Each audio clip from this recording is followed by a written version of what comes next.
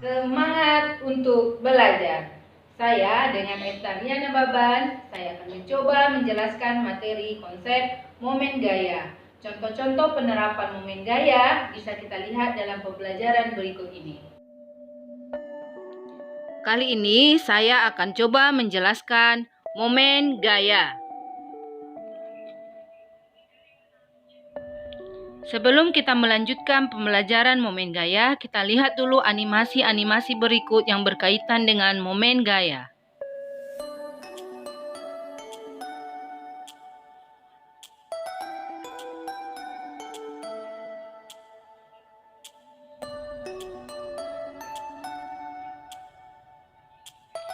Tujuan pembelajaran kita kali ini, yang pertama, menjelaskan besaran fisis momen gaya.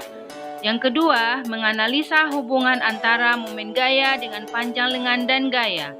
Yang ketiga, merumuskan persamaan momen gaya.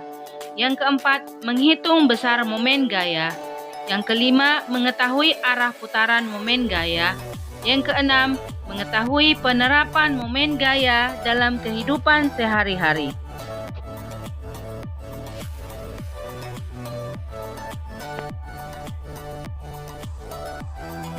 Penerapan momen gaya dalam kehidupan sehari-hari bisa kita lihat pada contoh yang pertama, mendorong pintu.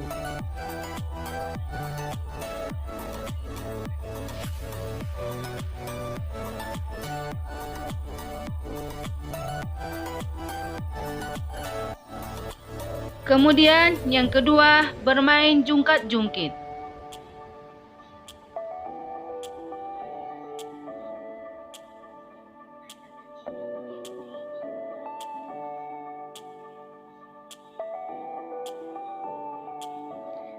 Yang ketiga, pada katrol.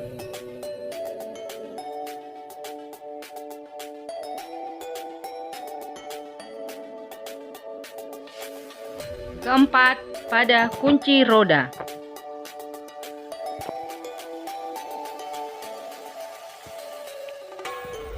Apa itu momen gaya atau torsi?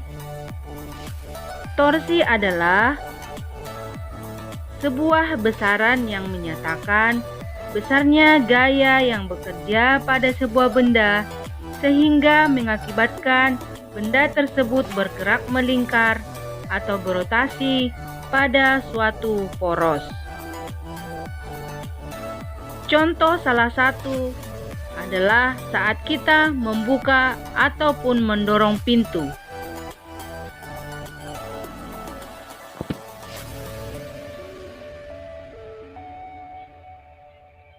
Saat kita membuka atau menutup pintu, mungkin kita pernah berpikir ya, mengapa gagang pintu selalu jauh dari engsel? Hal ini berkaitan dengan konsep momen gaya. Saat kita membuka ataupun menutup pintu dengan gaya F, pintu akan mengayun terbuka atau tertutup. Ayunan terbuka dan tertutup, pintu mengalami gerak rotasi. Tadi sudah jelas bahwa gerak rotasi adalah gerak yang lintasannya melingkar. Saat membuka atau menutup pintu, pintu memiliki sumbu putar yang terletak pada engselnya. Di sini ada ibu tampilkan pintu yang terdiri dari A, B, C. Yang menjadi pertanyaannya, momen gaya manakah yang paling besar, kecil, ataupun sedang? Dari penjelasan tersebut, momen gaya yang terbesar itu terletak pada titik C karena lebih jauh dari engsel. Untuk lebih jelasnya, coba kita lihat animasi berikut ini.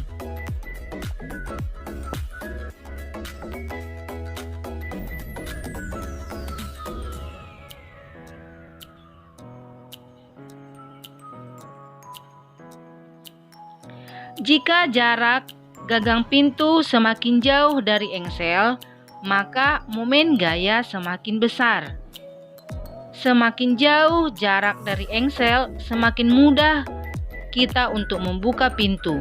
dan sebaliknya.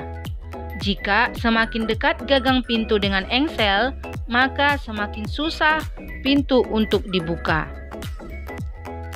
Dari penjelasan tersebut, bisa kita kaitkan dengan materi momen gaya, di mana tau adalah momen gaya engsel pintu, R panjang lengan yaitu jarak engsel dengan gagang pintu, F adalah besar gaya atau gaya yang kita beri saat membuka ataupun menutup pintu.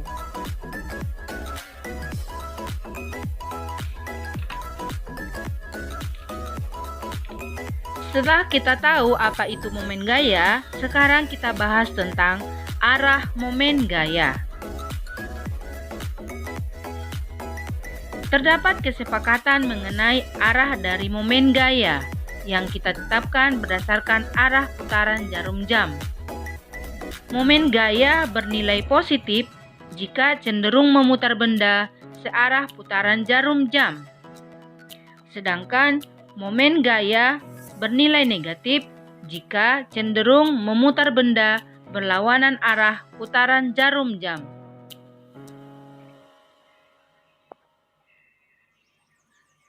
Bisa kita lihat melalui animasi berikut ini.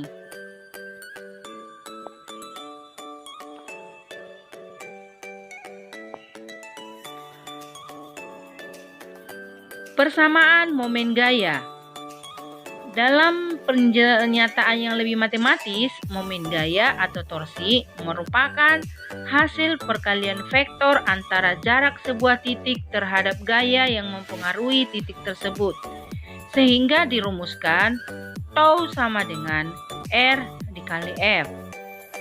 Apabila ada sudut yang dibentuk antara panjang dengan jarak yang kita berikan atau gaya yang kita berikan, maka berlaku tau sama dengan R dikali F dikali sin theta. Tau adalah momen gaya, R adalah jarak gaya ke poros atau lengan gaya, F adalah besar gaya, theta adalah sudut yang dibentuk antara R dengan F.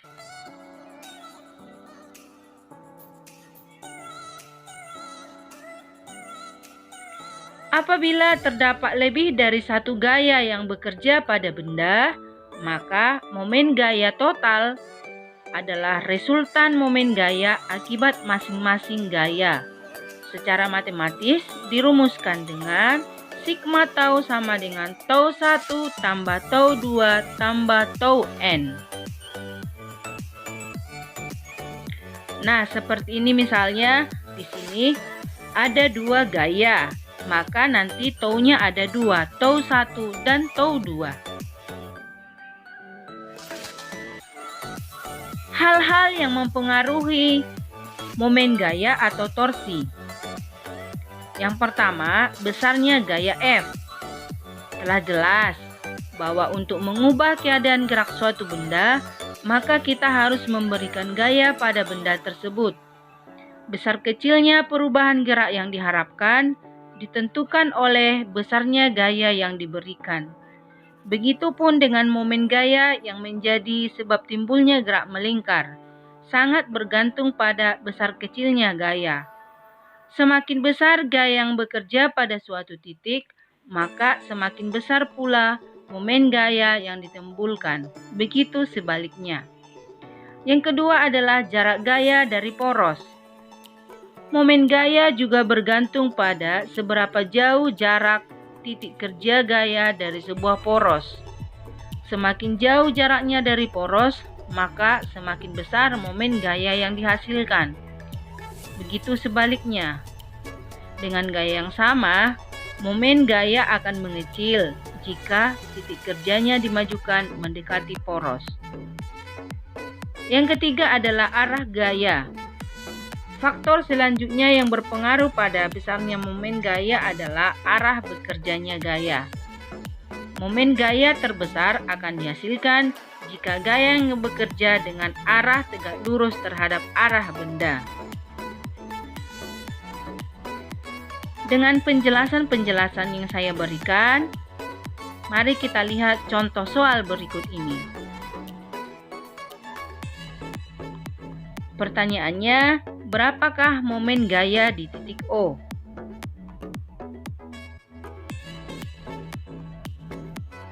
Pada soal ini hanya satu gaya, berarti nanti momen gaya yang bekerja hanya satu.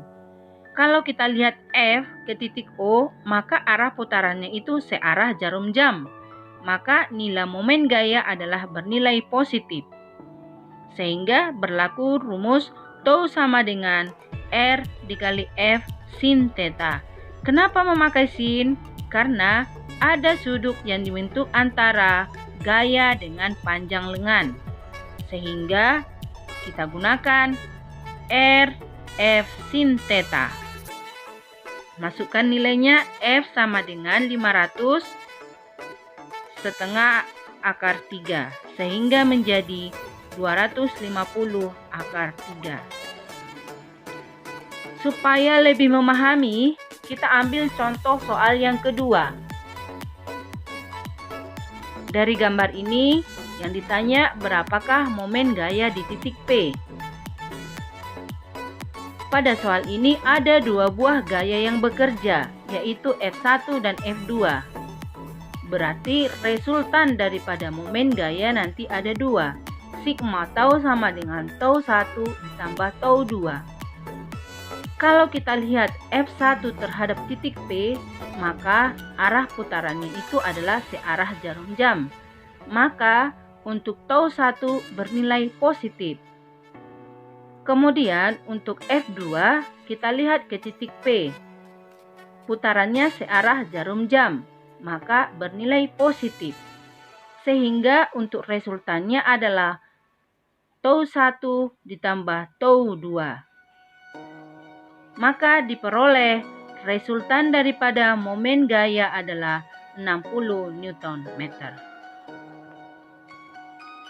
Nah, untuk memudahkan untuk mengerjakan soal, coba dikerjakan di rumah dengan kerja keras yang bagus sehingga penerapan momen gaya atau materi momen gaya lebih dipahami.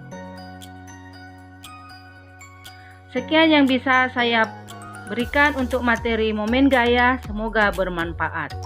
Terima kasih.